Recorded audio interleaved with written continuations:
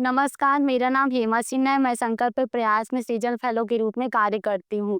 आज हम देखते हैं कि आप सभी टीचर्स हमारे मैथ्स के टॉपिक को बच्चों तक कैसे लेके जाएँगे। तो इसके लिए आप सभी को ये पता होना चाहिए कि जो हमारी लेसन प्लान है, वो 4A के बेसिक पे बना हुआ है। तो 4A का मतलब ये होता है एक्टिवेट। हमें सबसे पहले बच्चों को एक्टिवेट करना है, जो कि 10 मिनट का टाइम रहेगा। उसके बाद एनालाइज़ करवाना है उनको।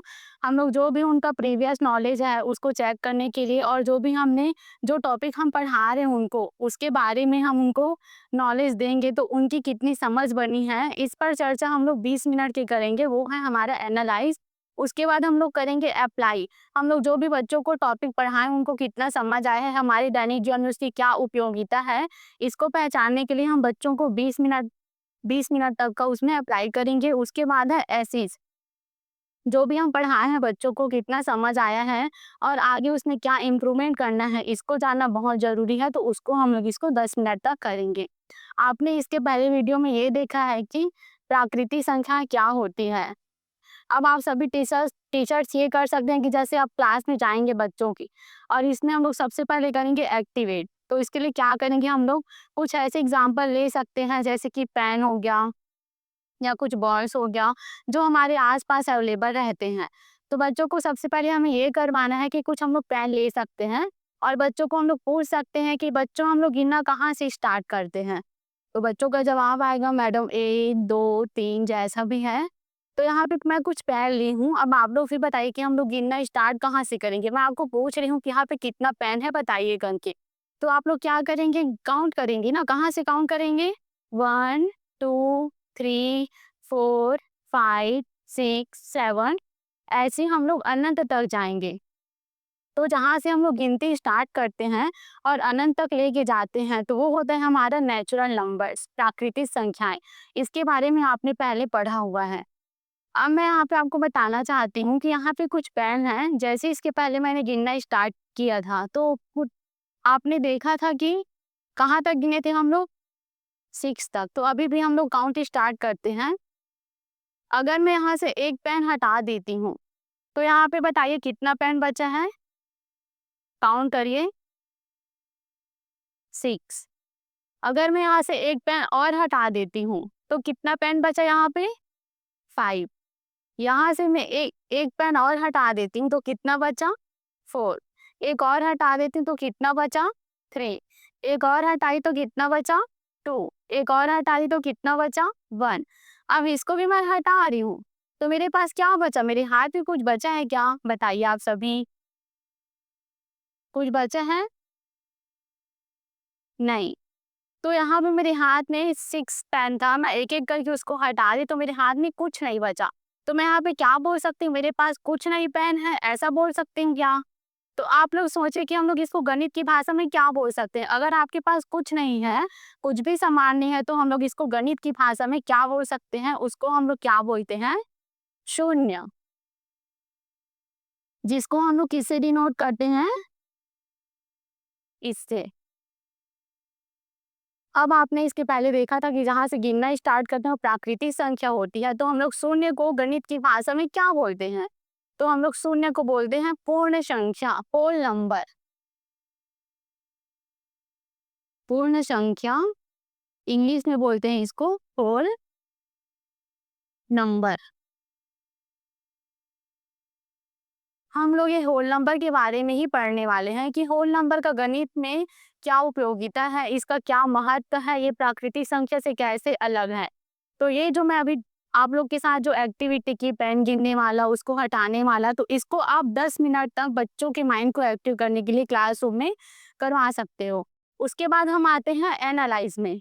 हमने देखा है कि अगर हमारे पास कुछ नहीं है तो हम लोग उसको शून्य बोलते हैं, इंग्लिश में ज़ीरो बोलते हैं इसको, और इसको इसको ऐसे डिनोट करते हैं। ये पता चल गया। अब आप बच्चों से क्वेश्चन करिएगा, अगर शून्य नहीं होता तो हम लोग गणित कर पाते क्या? उनको उनके साथ चर्चा करना है, क्या शून्य होता तो हम लोग गणित कर पाते हैं? अगर मान लो कि शून्य नहीं होता तो हम लोग गणित कर सकते हैं क्या? इस पे आपको 2 मिनट चर्चा करना है, और आप भी सोचिए कि अगर ऐसा होता तो हम लोग क्या कर सकते हैं? अगर शून्य नहीं होता तो हम गणित कर सकते या नहीं?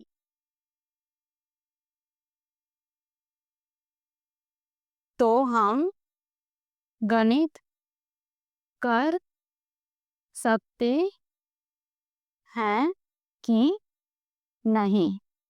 ये बच्चों से क्वेश्चन करना है और आपको इसका उत्तर जवाब ढूँढना है। अब हमको एनालाइज़ करना है कि बच्चों ने कितना सीखा है, कहाँ तक पहुँच पाए हैं, तो उसको हम लोग क्वेश्चन कर सकते हैं। मैं आपसे क्वेश्चन कर रही हूँ, क्या हम 1 को पूर्ण संख्या बोल सकते हैं क्या बताइए? अभी हमने देखा प्राकृतिक संख्या और पूर्ण संख्या, तो मेरा क्वेश्चन है, क्या हम 1 को पूर्ण संख्या बोल सकते हैं क्या? 1 को पूर्ण संख्या बोल सकते हैं। सभी अपना-अपना जवाब सोचेंगे। इसका उत्तर है, हाँ, हम 1 को पूर्ण संख्या बोल सकते हैं। अब इसका जवाब हम बच्चों को कैसे कैसे विजुअलाइज़ कराएँगे कि मैडम 1 को हम लोग कैसे पूर्ण संख्या बोल सकते हैं? वो तो 1 है, हम तो पूर्ण संख्या को 0 से लिखते हैं। तो हमको बच्चों को यहाँ पे ये करवाना है, मैं 1 बोली, यहाँ पे क्या है 1 मार्कर। अगर मैं इसको हटा देती हूँ या कहीं लेके चली जाती हूँ, तो मेरे पास क्या बचा? कुछ नहीं बचा, कुछ नहीं मतलब 0। तो हम लोग 1 को अगर हटा देते हैं, तो वहाँ कुछ नहीं बचा, 0 मतलब हम लोग क्या बोल सकते हैं? 1 को पूर्ण संख्या बोल सकते हैं। उसी प्रकार के यहाँ पे मेरे पास 3 पेन हैं। 3 पेन तो मैं क्या 3 को पूर्ण संख्या बोल सकती हूँ? दूसरा क्वेश्चन है मेरा, 3 को क्या पूर्ण संख्या बोल सकती हूँ मैं? बच्चों से जवाब पूछना है और इसका उत्तर भी बताना है। जैसे हम 1 का उत्तर बताए, यहाँ 3 पेन है, अगर एक-एक करके हम इसको हटाते जाएँगे, तो मेरे पास कुछ नहीं बचा है। कुछ नहीं बचा, इसका मतलब 0 है, तो 0 को हम लोग पूर्ण संख्या बोलते हैं। तो हाँ, हम 3 को भी पूर्ण संख्या बोल सकते हैं। उसी प्रकार बच्चों को आप ऐसे अलग-अलग क्वेश्चन देते जाइए, एग्ज़ाम्पल 8, 9, 10 जैसा भी है और उनको पूरा क्लियर करवाइए कि हाँ, हम सभी प्राकृतिक संख्या को पूर्ण संख्या बोल सकते हैं। तो इसका लास्ट में कंक्लूज़न ये निकल के आता है कि सभी प्राकृतिक संख्याएँ हैं वो पूर्ण संख्या होती हैं। सभी प्राकृतिक संख्या पूर्ण संख्या होती है।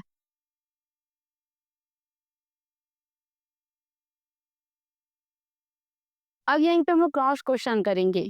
क्या पूर्ण संख्या है 0 वो प्राकृतिक संख्या होती है? यहाँ पे आप अपना उत्तर सोचिए और बच्चों से भी ये सवाल जवाब करिए और उनको सोचने के लिए टाइम दीजिए। और ये नहीं है कि एक बच्चा उत्तर दे दिया तो बाकी का सवाल जवाब हमको नहीं करना है। हमें क्लास में अगर 10 बच्चे हैं, तो 10 बच्चों पे कंसंट्रेट करना है और सभी बच्चों का जवाब सुनना है और उनको जवाब देने के लिए टाइम देना है। अगर कोई बच्चा हाथ ऊपर करता है कि मैडम मेरे को जवाब आता है, तो उनको रोकिए। बाकी सभी बच्चों को सोचने का टाइम दीजिए, उसके बाद सभी का जवाब एक-एक करके सुनिए, सभी का जवाब ब्लैक बोर्ड में नोट करते जाएँगे।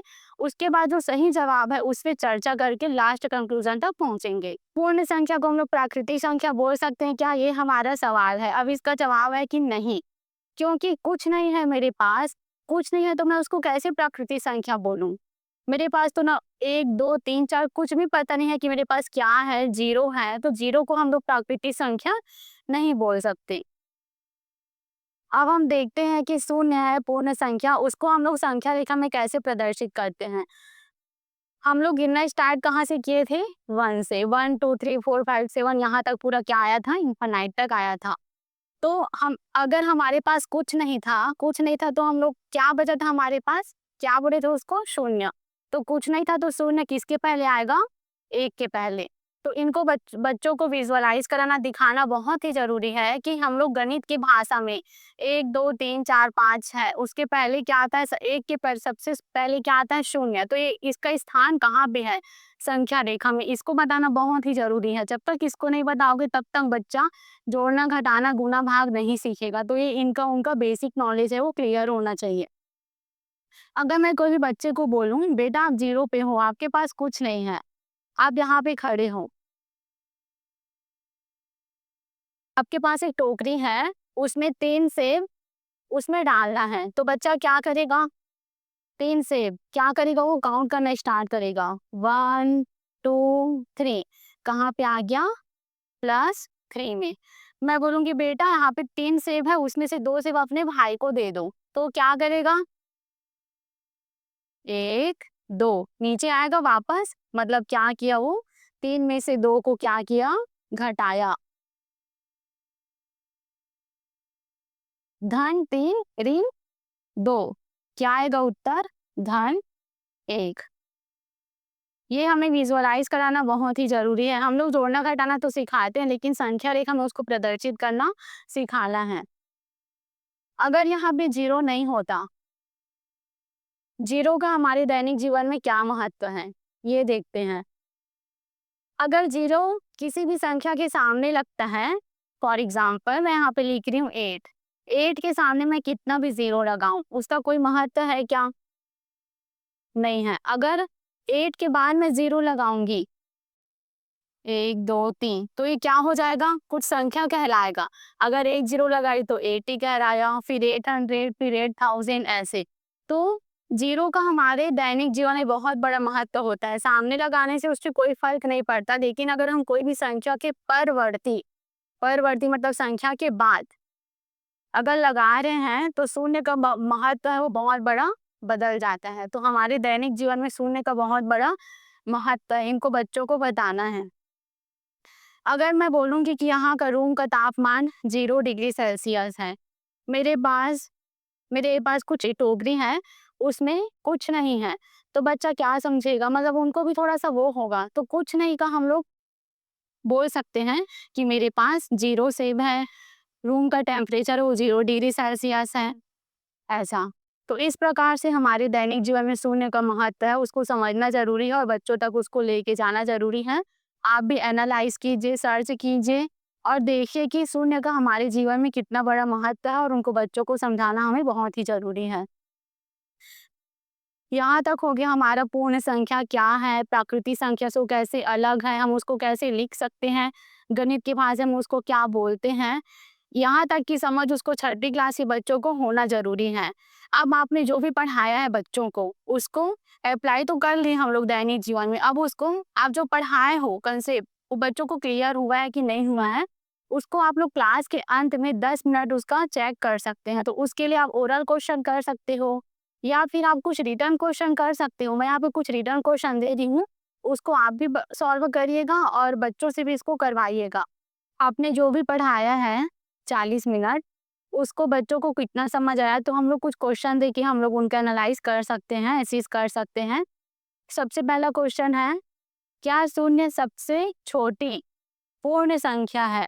क्या क्या शून्य सबसे छोटी पूर्ण संख्या है? आपने पूर्ण संख्या की परिभाषा देखा, तो इसमें आपको क्वेश्चन करना है कि शून्य है वो सबसे छोटी पूर्ण संख्या है क्या? हाँ और नहीं में जवाब देना है।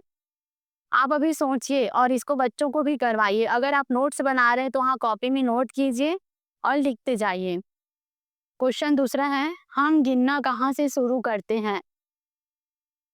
थर्ड क्वेश्चन है, पूर्ण संख्या एवं प्राकृतिक संख्या को संख्या रेखा में प्रदर्शित कीजिए।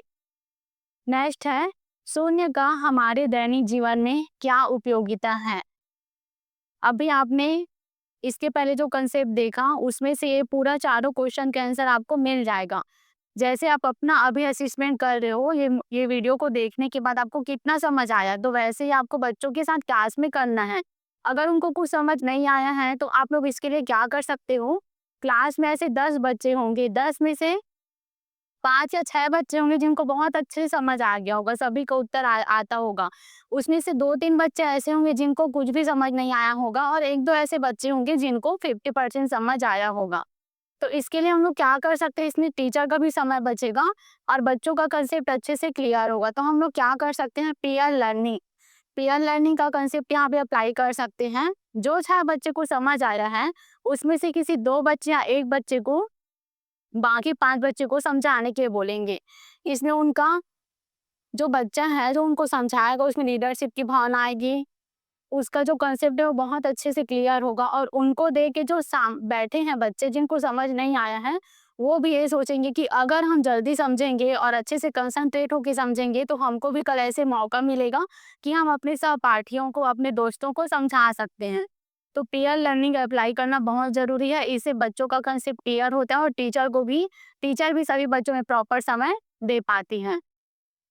ये वीडियो में अगर आपको कुछ समझ नहीं आया होगा कि इसको कक्षा में कैसे लेके जाना है, हम लोग और क्या इस चेंजेस कर सकते हैं, क्या इम्प्रूवमेंट कर सकते हैं, तो इसको बताइएगा।